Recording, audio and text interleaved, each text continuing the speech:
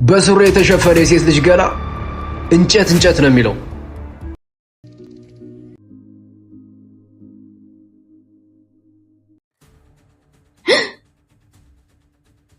ሰላም ኮቴ የለም እንዴ? አታንኳኳ? ምናልባት ከአንቺ ጋር ብቀመጥ ከሴት ጋር የተቀመጥኩ አይነት ስሜት ይሰማኛል ብዬ አስቤ ነው። ሌላ ሴት አተህ ነው? አይ አይደለም፣ አንቺን መርጬ ነው።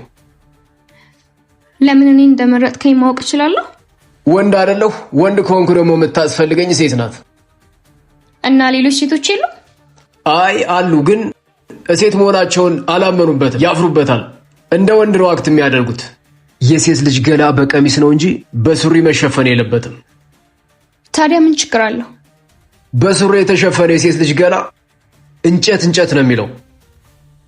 እና እኔ ሱሪ ስላለበስኩ ነው የመረጥከኝ? አይ እሱ ብቻ አይደለም፣ የሴትነት ለዛም ስላለሽ ነው።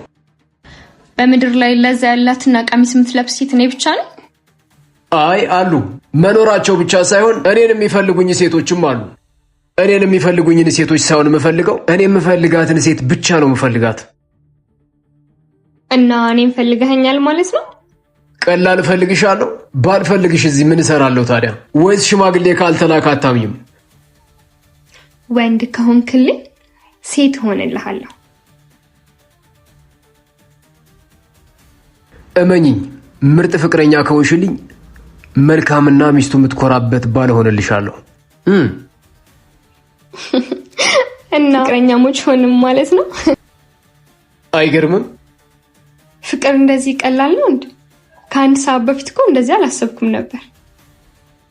ወንድ ሴትን ከፈለገ፣ ሴት ወንድን ከፈለገች ፍቅር ቀላል ነው። ፍቅር ከባድ የሚሆነው ወንድ ሴትን፣ ሴት ወንድን ፍለጋ ሳይሆን ፍቅርን ፍለጋ ስለሚሯሯጡ ነው። ሰዎች ውስጥ እንጂ ፍቅር ያለው ፍቅር ውስጥ አይደለም ሰዎች ያሉት። ማያ እባላለሁ። ሰን እባላለሁ። ስላወኩ ደስ ብሎኛል። እንኳን ወደ ህይወቴ በሰላም መጣሽ። ከዚህ ቦታ እንሂድ? ካልተመቸሽ መሄድ እንችላለን።